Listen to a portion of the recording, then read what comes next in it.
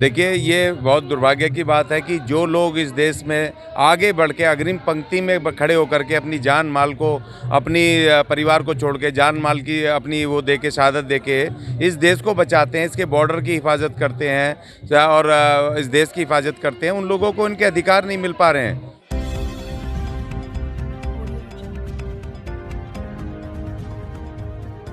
नमस्कार साथियों, मैं मनोज सुराजी स्वागत करता हूं आपका मिनी संसद के मंच पे। लगातार 6वें दिन धरना प्रदर्शन जारी है।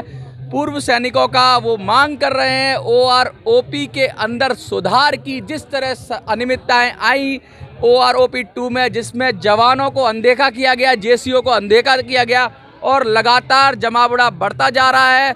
कई सारे समाज सेवी संगठन भी अब समर्थन में आ गए। मैं आपको बता दूं, इनको देखकर बहुत सारे समाज के अलग अलग तबकों से लोग आ रहे हैं और मंच पे आकर गैर राजनीतिक लोग समर्थन दे रहे हैं। उसी कड़ी में आज अशोक अज्ञानी जी भी आए हैं, जिन्होंने अपने संगठन के जरिए सैनिकों को, पूर्व सैनिकों को समर्थन दिया है। आइए बात करते हैं।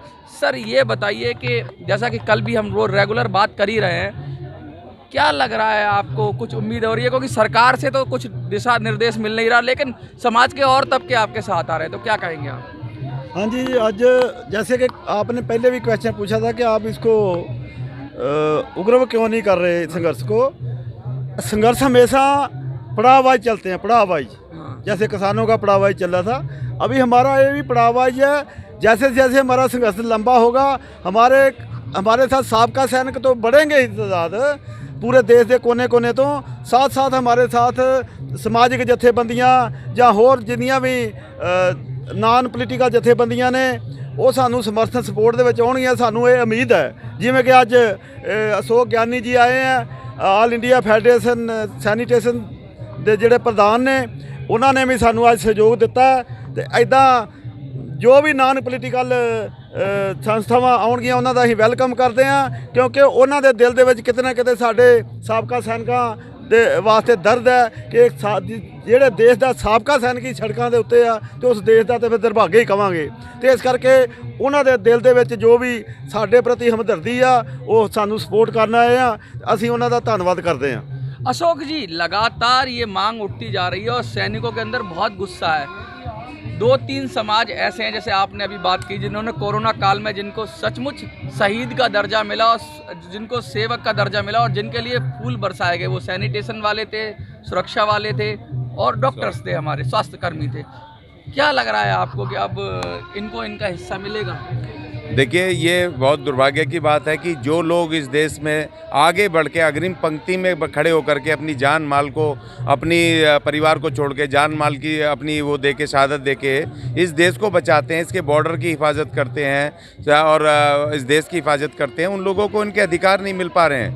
और जितना जो एक्चुअली जो बीच में जो डिफरेंसेस हैं ना, जो एक अधिकारी के और एक जवान के उसमें जो डिफरेंसेस हैं, वो डिफरेंसेस बहुत ज़्यादा हैं। और जबकि एक अधिकारी है और कम से कम एक बटालियन में कम से कम 500-600 लोग तो कम से कम इतने होते हैं, जो उन तमाम लोगों के बीच में है, और एक अधिकारी के बीच में इतना डिफरेंस क्यों है?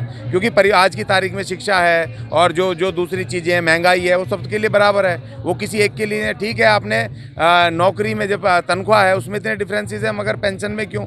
पेंशन तो सबके लिए, जब आदमी घर बैठ जाता है, रिटायर हो जाता है, तो उसको सारी, और फिर उसके बाद बढ़ती एज में उसको दवाइयाँ लेनी है, दूसरी चीज़ें हैं, और अच्छे से अपने को रखना है। तो ये तमाम चीज़ें, और यही हाल हमारे साथ हो रहा है सैनिटेशन एम्प्लॉयज़ के साथ। और जो भी सरकार आती है, हमें लगता है कि ये कुछ करेगी, लेकिन ऐसा लगता है कि ये सरकारें बिल्कुल ये उदासीन है कि इस देश में जो सबसे कमज़ोर तबके हैं और जो सबसे ज़्यादा लड़ते हैं इस देश के लिए, उनको ये कुछ देना नहीं चाहते हैं। एक पूंजीपति इस देश का जो बजट है इस साल का 45 लाख करोड़ रुपए, उसका 1/4 हिस्सा 10 लाख करोड़ वो एक झटके में गवा देता है, और वो 10 लाख करोड़ रुपए चले जाते हैं और सरकार को कान पे जूं तक नहीं रेंगती है। इससे बढ़िया इस देश के सैनिकों को, सैनिटेशन सैनिटेशन एम्प्लॉयज़ को, स्वास्थ्य कर्मियों को, जो इसकी मेन फोर्स है, भारत किसी भी देश की रीढ़ की हड्डी होती है, उसको तुम स्ट्रेंथन करो ना, ताकतवर करो ना, पैसा दो ना। जितना पैसा मिलेगा आपको रिटर्न ही तो आएगा। दूसरी बात ये कि हम ये कहना चाहते हैं, हम किसी कोई पॉलिटिकल नहीं है। हमारी हर सरकार, जो सरकार उसमें सत्ता में होती है, तो हम अपनी मांग पीसफुली जिस तरह बैठ करके दे रहे हैं उस तरह हम भी देते हैं। ऑल इंडिया में हमारा सैनिटेशन एम्प्लॉय काम करता है और ठेकेदारी में काम कर रहा है 20-20 साल से, 30-30 साल से। 12,000, 8,000, 10,000 रुपये पगार मिल रही है। और आज जो जवान रिटायर हो जाता है वो भी ठेकेदारी में काम कर रहा है, सिक्योरिटी सर्विसेज में। अग्निवीर योजना भी तो एक तरह का ठेका ही है, कुछ दिन के लिए रहो और चले जाओ। कोई रेस्पॉन्सिबिलिटी झाड़ ली सरकार ने, उनकी तो पेंशन भी नहीं है। नहीं, देखिए उस पर मैं नहीं जाऊंगा, क्योंकि वो सरकार का एक अपना एक डिसीजन है। उस पर सैनिकों को ज़्यादा इनिशिएटिव लेना है कि जो सैनिक हैं और जो आगे आने वाले हैं। मैं इस पर कहूँगा कि अभी मौजूदा तौर में जो लोग काम कर रहे हैं कम से कम उनको तो दो। अब वो बाद में आएंगे, जब भी भर्ती होंगे। वो तो देखिए, जब कोई योजना बनती है तो उसको इम्प्लीमेंट करने के बाद पता चलता है अच्छा बुरा उसका क्या है। जब ये वो भर्ती हुए हैं अभी 5 साल 4 साल के लिए, तो उसमें धीरे धीरे अमेंडमेंट होते हैं। ऐसा नहीं है कि अमेंडमेंट नहीं होते हैं। तो जो भी सरकार है उसमें आगे पीछे करती है, जो सुविधाएं कमी रह जाती है पूरा करती है। मगर आज जो ये बैठे हैं, हमारे बहुत साल से लड़ रहे हैं। कम से कम ये जो नई सरकार आई थी, मोदी साहब की सरकार आई थी, इससे तो सैनिकों को और हमें सफाई कर्मचारियों को बड़ी उम्मीद थी। क्योंकि मोदी साहब जब प्रधानमंत्री बने तो सबसे पहले वाल्मीकि मंदिर पचकिया रोड पे आके उन्होंने झाड़ू लगाई और स्वच्छता मिशन का उन्होंने नारा दिया। तो हमें तो ये लग रहा था कि भाई हमारे तो अच्छे दिन आने वाले हैं, हम तो परमानेंट होंगे। और वही जवानों के साथ जब उन्होंने कहा था कि जवानों के बीच में जाके उन्होंने कहा था कि भाई मैं तुम्हारे लिए वो करूँगा, स्पेशल पैकेजेस, बहुत सारी चीज़ें कही थी। तो इन दोनों आप ठगासा महसूस कर रहे हैं कि भाई ये प्रधानमंत्री मोदी जी, हम आपको बहुत प्यार करते हैं, आप बिल्कुल ज़मीन से उठे हुए नेता हैं, लेकिन कृपया करके अपने भाइयों के जो गरीब हैं उनके बारे में सोचो, सैनिकों के बारे में सोचो। बताइए कि जो डिसेबिलिटी की बात हो रही है, डिसेबिलिटी पेंशन की, मैं बता दूं कि अफसर का अक्सर ये सवाल उठा कि अफसर का पैर क्या सोने का और जवान का पैर क्या मिट्टी का है। तो उसमें मैं बात करूंगा, जो बात उठी तो इसमें जब कोई अंग खो देता है युद्ध के अंदर तो उसको समान रूप से मिलना चाहिए। तो इस पे तो यूरोप में भी जैसा आपने कहा सब जगह एक जैसा है, तो सरकार क्यों इसमें भेदभाव कर रही है? देखो, जो हमारा संविधान है, संविधान ने हमारे को बराबरता का अधिकार दिया है। ठीक है, जेडे अधिकारी आ पढ़े लिखे कमीशन लेके जाते हैं, उनकी जेडी पे अलग है। हमारा जो नीचे लेवल के जो सिपाही भर्ती होता है उनका अलग है पे स्ट्रक्चर। हम और उसी हिसाब ना जो पे होती है, पे का लास्ट पे ड्रान का जेड़ा वह पेंशन लगती है, भाई वो अधिकारी है तो उसको पेंशन अलग लगेगी।